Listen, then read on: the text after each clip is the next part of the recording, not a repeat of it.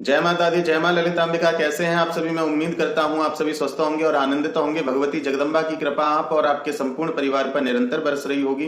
तो आज जो हम जानकारी लेके आए हैं वो इस विषय पर लेके आए हैं कि एक हमारे मां ललितांबिका परिवार के सदस्य का कमेंट आया था कि भैया माँ काली के व्रत में क्या खाना चाहिए, माँ काली के व्रत का उद्यापन कैसे किया जाता है, माँ काली व्रत की विधि क्या है।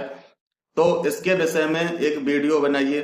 तो देखिए, वैसे मैं माँ काली के व्रत के विषय में वीडियो बना चुका हूं, लेकिन उसमें व्रत कैसे रखना है और उद्यापन कैसे करना है वो चीज मैंने नहीं बताई थी। उसमें संपूर्ण जानकारी नहीं थी, उसमें केवल व्रत के बारे में आपको बताया गया था कि व्रत आपको इस प्रकार से उठाना है। तो कल एक कमेंट आया, उस अनुसार मैं माँ काली व्रत के विषय में ये वीडियो बना रहा हूँ। वीडियो को अंत तक देखें और ध्यान से देखें, एक एक चीज को समझें। यदि आप व्रत करना चाहते हैं तो आप इस प्रकार से व्रत कर सकते हैं, आपको पूर्ण लाभ होगा।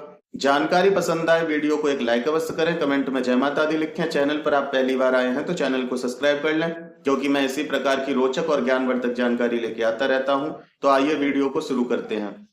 देखिए, सबसे पहले बात हम करते हैं माँ काली के व्रत के विषय में। माँ काली के व्रत हफ्ते में 2 दिन रखे जाते हैं। चाहे तो आप मंगलवार को व्रत रख सकते हैं, चाहे आप शनिवार को व्रत रख सकते हैं।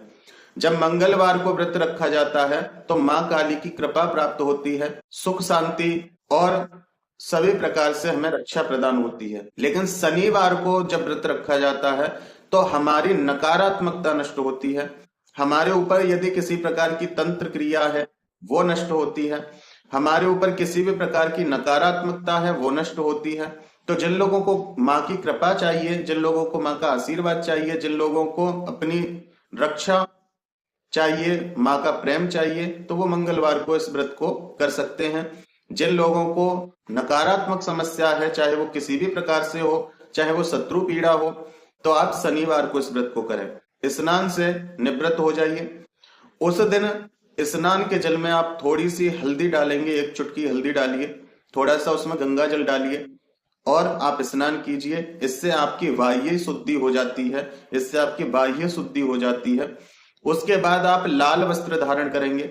लाल वस्त्र धारण करने के बाद अपने मंदिर के पास बैठ जाइए। यदि आपके पास प्रतिमा है तो उनको स्नान कराइए, उनको वस्त्र पहनाइए, टीका चंदन लगाइए। यदि आपके पास प्रतिमा नहीं है, तस्वीर है, तो उस पर जल के छींटे लगाइए, उसको कपड़े से साफ कीजिए, उनको एक चुंदरी अर्पित कीजिए। चुंदरी आप लाल लेंगे, चाहे शनिवार को व्रत कर रहे हैं चाहे मंगलवार को। काली चुंदरी आपको नहीं लेनी है। गृहस्थ में काला रंग प्रयोग नहीं होता है माँ काली के लिए, वो अघोर में प्रयोग किया जाता है। तो आप गृहस्थ हो, इसलिए आपको लाल चुंदरी ही लेनी है। लाल चुंदरी माँ की प्रसन्नता को बढ़ाती है। माँ की पूजा कीजिए, उनको पुष्प चढ़ाइए, फूल माला चढ़ाइए। फिर आप वहीं बैठ करके संकल्प लीजिए, अपना नाम, अपना गोत्र, अपने पिताजी का नाम, अपनी जगह का नाम, आपकी क्या कामना है वो कामना बोलिए। आप कितने व्रत रखना चाहते हैं वो बताइए और वो जल और पुष्प माँ के चरणों में चढ़ा दीजिए। इस दिन से आपका व्रत स्टार्ट हो गया।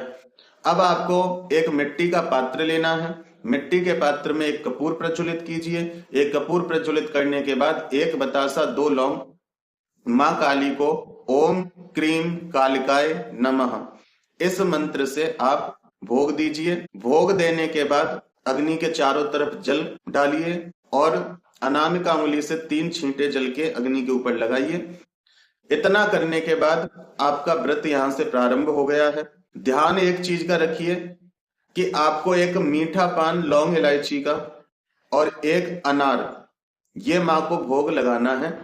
लौंग बतासे का भोग आपको कपूर के ऊपर लगाना है और मंदिर में माँ के आगे आपको एक मीठा पान और एक अनार, ये भोग लगाना है। अब अनार को ऐसे ही नहीं रखना है कि आप बाजार से लाए और अनार को रख दिया, नहीं। अनार को पहले साफ करके उसको छीलिए, जैसे हम लोग खाते हैं दाने निकाल के, उसी प्रकार से दाने निकाल के तब माँ के आगे आप उसको रखिए और माँ से प्रार्थना कीजिए कि माँ भोग स्वीकार करें। इस प्रकार से ये आपकी सुबह पूजा हो जाती है। यदि आप कोई मंत्र करते हैं माँ का तो मंत्र भी कर सकते हैं, मंत्र नहीं करते हैं तो आप उनका चालीसा पढ़ सकते हैं, कोई स्तोत्र पाठ करते हैं तो स्तोत्र पाठ कर सकते हैं। माँ काली के लिए आप अर्गला स्तोत्र का पाठ कर सकते हैं। सप्तशती का पाठ कर सकते हैं, सिद्ध कुंजिका का पाठ कर सकते हैं, नरवाण मंत्र का जाप कर सकते हैं, माँ काली के बीज मंत्र का जाप कर सकते हैं। जो भी आप करते हैं वो आप वहीं बैठ के कीजिए। फिर आप माँ की आरती कीजिए। आरती करने के बाद आप माँ को प्रणाम करके, क्षमा प्रार्थना करके और अपने व्रत और पूजा को माँ को समर्पित करके आप खड़े हो जाइए। ये सिंपल सी पूजा है आपकी, ऐसे आपको पूजा करनी है। फिर दोपहर को आपको उस अनार को और उस पान को वहां से उठा लेना है, उसे आप ग्रहण कर सकते हैं, कोई समस्या नहीं है, लेकिन किसी अन्य को मत देना, आप उसको ग्रहण कर सकते हैं क्योंकि माँ का वो आपके लिए आशीर्वाद है। अगर फिर भी घर में आप चाहते हो कि सभी के ऊपर माँ की कृपा हो तो आप अनार के दानों में से सबको प्रसाद दे सकते हैं, लेकिन पान आपको खाना है। उसके बाद आपको क्या करना है, माँ को दिन में दूध का भोग लगाएंगे आप, मीठा दूध बना के माँ के आगे रख सकते हैं। दूध कच्चा रखना है, दूध को गर्म नहीं करना है, जितना हो उतना ठंडे रूप में माँ को चलाना है। तो कच्चा दूध आपको माँ को थोड़ा सा मीठा डाल के रख दीजिए। उसको भी आप कुछ समय बाद उठाकर आप अपने लिए चाय बना के पी सकते हैं, कोई समस्या नहीं। शाम को माँ की पूजा कीजिए, जैसे भी आप करते हैं, धूप दीप दिखा के पूजा कीजिए नॉर्मली। यदि आप कुछ मंत्र जाप करना चाहते हैं तो मंत्र जाप कर लीजिए, नहीं तो नॉर्मली सुबह शाम जैसे ज्योत बत्ती होती है वैसे आप दीपक जला दीजिए। इतना करने के बाद व्रत खोलने के लिए आपको भोग बनाना है। भोग में आप आलू ले सकते हैं, भोग में आप कुट्टू का आटा ले सकते हैं, भोग में आप सिंगाड़े का आटा ले सकते हैं, भोग में आप साबूदाना ले सकते हैं। इस प्रकार का मतलब आपको सागार बनाना है। अन्न आपको नहीं खाना है, मिर्च नमक आपको नहीं खाने हैं, मसाले नहीं खाने हैं। काली मिर्च और सेंधा नमक से उन चीजों को बनाइए जो भी आप बनाना चाहते हैं, चाहे कुट्टू की पकौड़ी बनाना चाहते हैं, चाहे कुछ भी आलू फ्राई करना चाहते हैं, तो घी में सेंधा नमक डाल के और काली मिर्च डाल के आप फ्राई करके माँ को भोग लगाइए। दही के साथ भोग लगा सकते हैं। खीर बनाने की इच्छा है तो साबूदाने की खीर बना सकते हैं। अन्न और मसाले आपको नहीं खाने हैं। माँ को भोग लगाने के बाद आप ग्रहण कीजिए। अगले दिन आपको क्या करना है, अगले दिन आपको सुबह जो भी आपके घर में भोजन बनेगा, चाहे कुछ भी बने, वो भोजन जब बन के तैयार हो जाए, यदि जो मेरी बहन इन व्रतों को कर रही हैं तो वो तो स्वयं ही बनाएंगी, और जो मेरे भाई इस व्रत को कर रहे हैं तो उनके घर में जो भी भोजन बनाने वाले हैं, चाहे उनकी माताजी हो, चाहे उनकी पत्नी हो, चाहे उनकी घर में कोई भी हो जो भोजन बनाते हैं, भोजन बनने के बाद आप उसमें से थोड़ा सा लेकर के माँ को अपने घर के मंदिर के पास जाकर भोग लगाइए। माँ की प्रतिमा, माँ की तस्वीर को भोग लगाइए। भोग लगाने के बाद वो आपको गाय को दे के आना है। गाय को देने के बाद फिर आपको भोजन करना है। ये प्रक्रिया होती है व्रत की।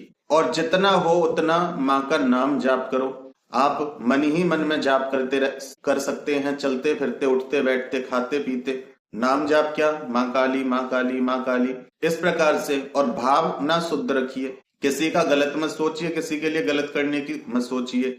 यदि आपके लिए कोई गलत करता है तो वो माँ काली स्वयं आप देख लेती हैं, वो माँ काली स्वयं उस चीज को देख लेंगी, उस परेशानी से आपको खुद बचा देंगी। आपको उस बारे में सोचने की भी आवश्यकता नहीं है। तो इस प्रकार से आपको व्रत करने होते हैं। व्रत रखने की आपकी सामर्थ्य है कि आप कितने व्रत रखना चाहते हैं, वो आपको संकल्प में पहले दिन बोलना होता है। संकल्प आपको रोज नहीं लेना है। संकल्प जिस दिन व्रत प्रारंभ होते हैं उसी दिन संकल्प ले लिया जाता है।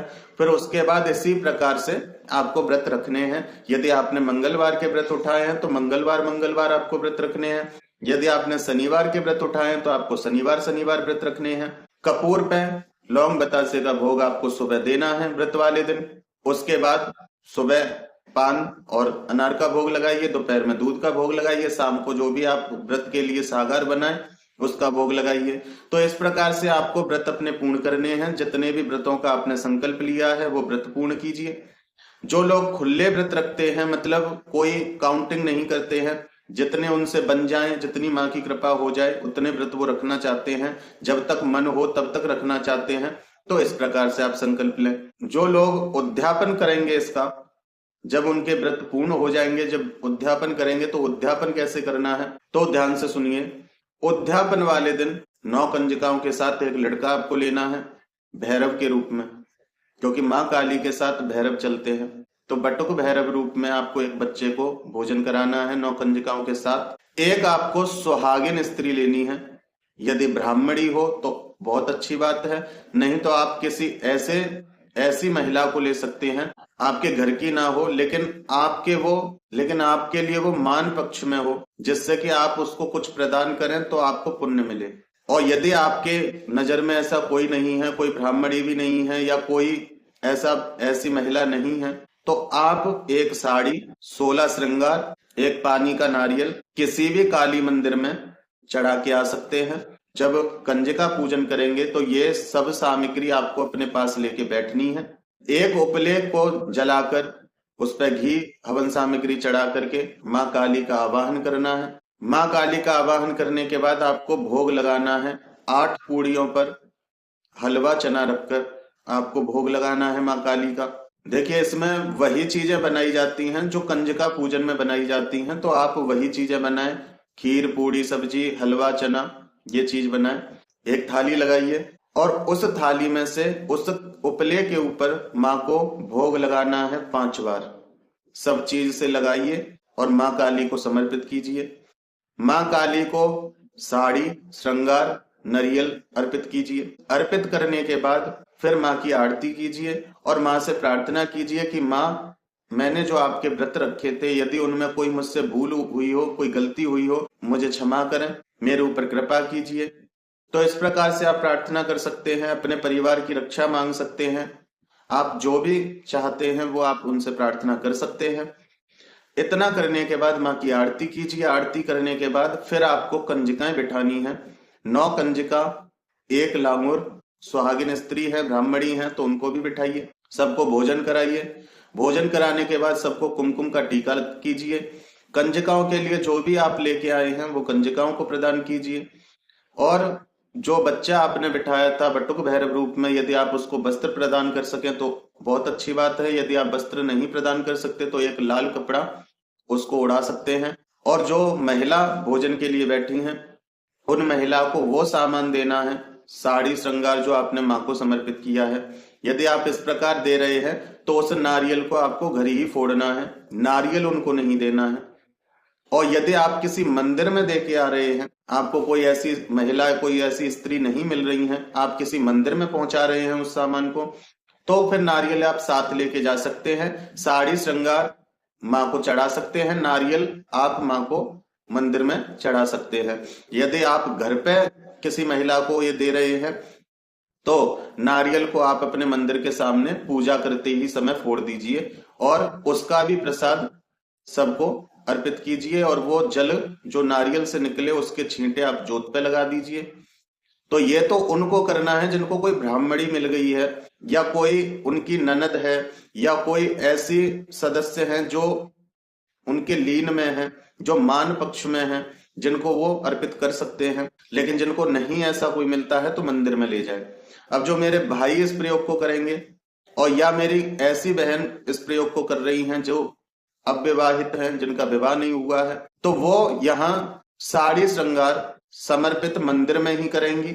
वो घर पे नहीं किसी को देंगे। चाहे आपके पास ब्राह्मणी हो या ना हो, आप घर पे नहीं देंगे, आप मंदिर में समर्पित कर सकती हैं। साड़ी की जगह आप चुंदरी ले सकते हैं। 16 श्रृंगार की जगह आप 5, 7, 11 जो आपकी सामर्थ्य हो वो श्रृंगार ले सकते हैं। लेकिन जिनको भगवती की कृपा से सौभाग्य की प्राप्ति है, जो विवाहित हैं, उनको इसी प्रकार से करना है। उनको साड़ी, श्रृंगार जरूर प्रदान करना है, कुछ दक्षिणा रख करके। ये आपका उद्यापन पूर्ण होता है माँ काली के व्रत का। इस प्रकार से आप उद्यापन कीजिए। तो आज की वीडियो में मैंने आपको व्रत कैसे रखना है वो भी बताया, व्रत में आप क्या खा सकते हैं मैंने वो भी बताया, व्रत का उद्यापन कैसे करना है मैंने आपको ये भी समझाया। तो मैं उम्मीद करता हूं कि आज की वीडियो से आपके ये सारे डाउट क्लियर हो गए होंगे और आप इस प्रकार व्रत करके माँ काली की कृपा और उनकी प्रसन्नता प्राप्त कर सकते हैं और अपने जीवन में जो परेशानियां चल रही हैं उनको दूर कर सकते हैं। तो मैं उम्मीद करता हूं कि मेरे द्वारा दी हुई जानकारी आपको समझ में आई है और पसंद आई है। जानकारी पसंद आई हो तो वीडियो को एक लाइक अवश्य कर दें, कमेंट में जय माता दी लिखें चैनल पर आप पहली बार आए हैं तो चैनल को सब्सक्राइब कर लें, क्योंकि मैं इसी प्रकार की रोचक और ज्ञानवर्धक जानकारी लेके आता वीडियो में एक नई जानकारी के साथ। तब तक अपना और अपने परिवार का ध्यान रखें, भगवान की भक्ति करें, निरंतर भक्ति करें और भक्ति पथ पर आगे बढ़ते रहें। जय माता दी, जय मां ललितांबिका।